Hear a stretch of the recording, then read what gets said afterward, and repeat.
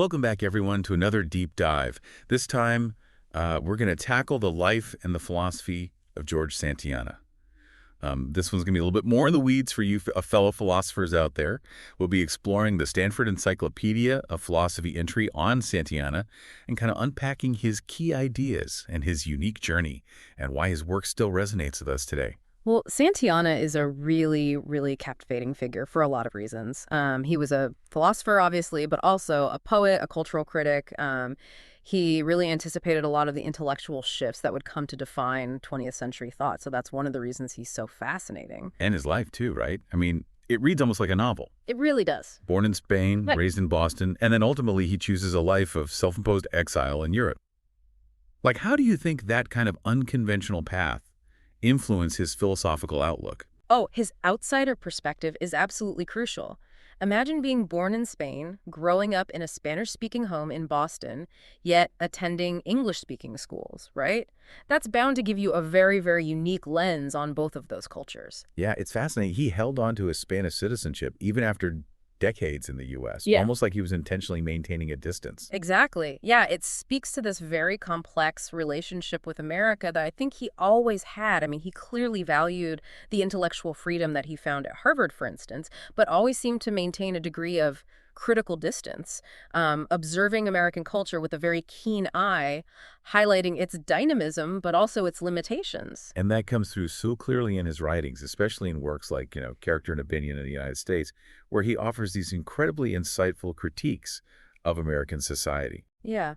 What's often overlooked, though, I think, with Santayana is how his literary contributions actually shaped his philosophical voice. We're talking poetry, plays, cultural criticism, even a best-selling novel. This was not just a philosopher locked away in an ivory tower.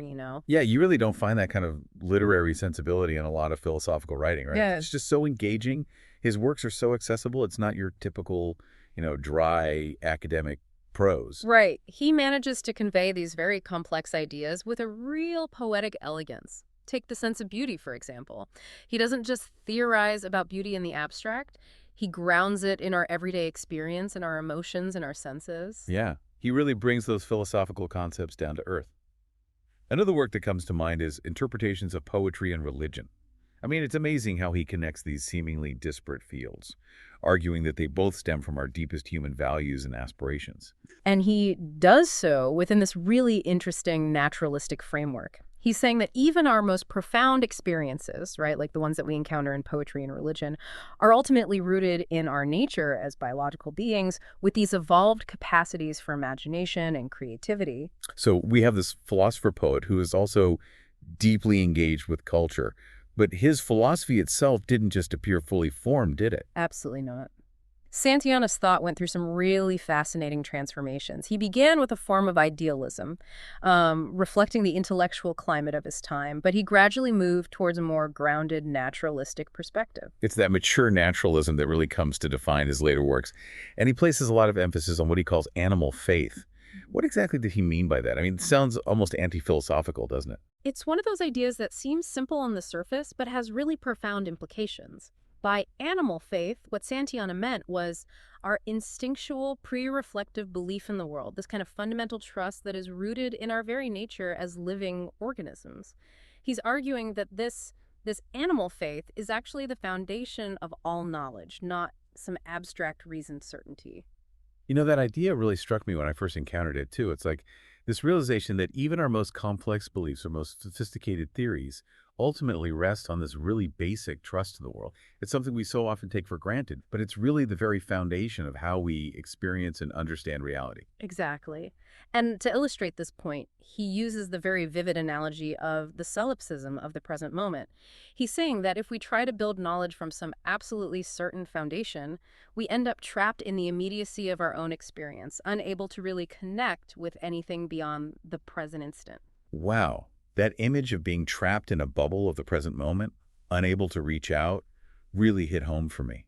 I can see how clinging to certainty could actually limit our understanding. Right. It's almost paradoxical, isn't it? Yeah, it is. That's Santayana for you. He was a master at revealing these paradoxes that are at the heart of our thinking. And this critique of foundationalism, the idea that knowledge needs to be built on this unshakable bedrock, is really central to his whole philosophy. So if animal faith is our starting point, then how does that shape the way we understand the world? Well, for Santayana, this understanding unfolds within what he calls the realms of being. Now, before you get too hung up on the terminology, Hold on. Realms of being. What does that even mean? It sounds a bit, I don't know, mystical. I know, right? But it's actually quite a simple idea. Santayana believed that there are four fundamental categories through which we apprehend and make sense of reality: matter, essence, truth, and spirit. Okay, that's helpful. So these realms, they're not like physical places, but rather ways of understanding the different aspects of existence. Precisely. Think of it like a framework for understanding the structure of reality itself. Let's start with matter, okay? This is sort of the most basic realm. It's the realm of physical existence, the stuff that the universe is made of. So basically the physical world around us, like everything we can see and touch. Exactly. Now, the next realm, essence, is a bit more abstract. I'll grant you that. This is the realm of pure potentiality, of concepts, meanings, and possibilities. It's where we can contemplate abstract ideas like mathematical theorems or the concept of justice, even imagine alternative worlds. So if matter is like what is, then essence is what could. Yeah, you got it. It's the realm of the mind, right? Where we can play with ideas and explore different ways of understanding the world. Okay, I think it's starting to get this. What about truth? Where does Uh-huh. that fit in? Truth. Truth is the realm of what is actually the case, the objective reality that exists independent of our perceptions or beliefs. It's what we're striving to discover through our interaction with the world, right? Through observation, experimentation, and reasoned inquiry. So truth isn't something we create or invent. It's something we uncover. Exactly. And this is where Santayana's naturalism really shines, I think. He's saying that truth is ultimately grounded in the natural world and the way things actually are, regardless of what we might wish or desire. That makes sense. But what about the last realm, spirit? This is where things get a bit trickier for me, I think. I know, I know. Spirit can sound a bit mystical or religious, but Santayana uses it in a very specific way. For him, spirit is the realm of consciousness, of awareness, of subjective experience. It's that spark that ignites when our inner world comes into contact with the outer world. So instead of being some kind of supernatural entity or something, spirit is really just another way of talking about consciousness. Precisely. And this is where Santayana makes a really radical move, I think. He's naturalizing the concept of spirit, bringing it down to earth and placing it firmly within the realm of human experience. So he's saying that our thoughts, our feelings, our perceptions, our very awareness of the world are all ultimately grounded in the realm of matter. Right. Consciousness isn't separate from the material world. It emerges from it, arising from these complex interactions between our physical bodies and the environment. Think of it like the difference between a computer and its software, right? The Right. computer is the matter, the physical stuff. But the software, the consciousness, that's what brings it to life, allows it to interact with the world. That's a great analogy. Yeah. But even if consciousness arises from matter, doesn't it still have its own unique properties, its own way of being? Absolutely. And that's what makes Santayana's philosophy so nuanced, right? He's not reducing everything to the material level. He's Yeah. recognizing that different realms of being have different characteristics, different ways of existing. So even though spirit is grounded in matter, it's not just a byproduct of those material processes. It has its own reality, its own significance. Exactly. And that's why he places so much emphasis on cultivating what he calls the spiritual life. He believes that through our consciousness, through our awareness, we can appreciate the richness and beauty of the world. We can connect with something larger than ourselves, and we can ultimately find meaning and purpose in our lives. Okay, this is starting to sound a bit like, traditional religious ideas. Yeah. Was Santayana, advocating for a return to religion? Not at all. Not at all. Remember, he was a committed naturalist. He rejected any kind of supernaturalism or dogma. For him, the spiritual life is about cultivating a heightened awareness of the present moment, a state of receptivity to the world as it is, without imposing our own desires or expectations onto it. So it's not about escaping from the world or seeking some other worldly realm or something. It's about embracing the world more fully, but doing so with a certain detachment, a kind of clarity of perception. You got it. He's talking about cultivating a certain inner stillness, a freedom from the constant chatter of the ego, right? Oh. So that we can experience the world in a more direct, more immediate way. And this is something that's available to anyone, not just, monks or mystics. Absolutely. Santayana believed that the spiritual life is accessible to anyone who's willing to cultivate it. It's about paying attention, being present, appreciating the beauty and wonder that's all around us, even in the seemingly mundane moments of everyday life. Hmm. This idea of finding the extraordinary in the ordinary, that's really powerful.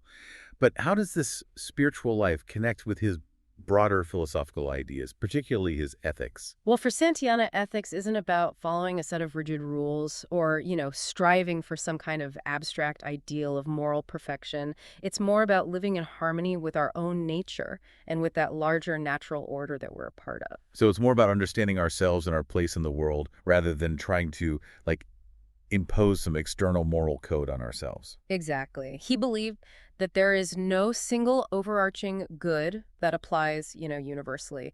Instead, there are many different forms of good, each rooted in the specific needs and desires of individual organisms. That makes sense. It's like he's saying that morality isn't something that's imposed on us from the outside, but rather something that emerges from our own embodied experience. Right. And that's why he put so much emphasis on self-knowledge. Understanding our own unique nature, our strengths and weaknesses, and what truly brings us fulfillment, that's crucial for living a good life. It's about aligning our actions with our deepest values and aspirations, really, like living authentically in a way that's true to ourselves. Precisely. But this doesn't mean we can just, do whatever we want. Okay. He also recognized the importance of social and cultural norms. They provide a framework for cooperation and help to ensure the well-being of the community.